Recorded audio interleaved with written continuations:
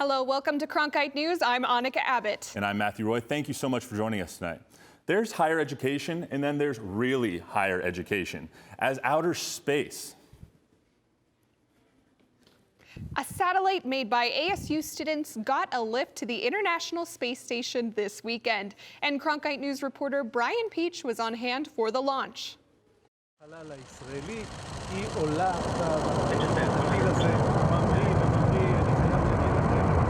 That was the sound of success for Sarah Rogers, one of the Arizona State University students who built a microsatellite launched here Saturday at NASA's Wallops Island Flight Facility on Virginia's eastern shore.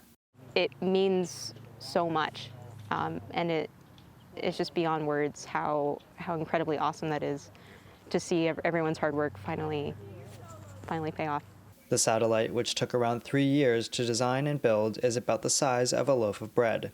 It shared space on NASA's Cygnus rocket with 14 other CubeSats, along with supplies, a space oven, and live mice. The ASU CubeSat, named Phoenix, will orbit the Earth to measure temperatures in large cities to determine how built-in materials and urban design cause temperatures to rise.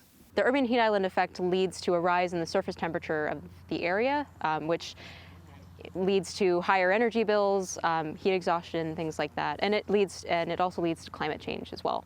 The satellite will gather data from several cities around the U.S., from Phoenix to Minneapolis. So we want to take that data and give it back to urban planners so that way they can do something beneficial with it. We can make our cities more sustainable for future generations.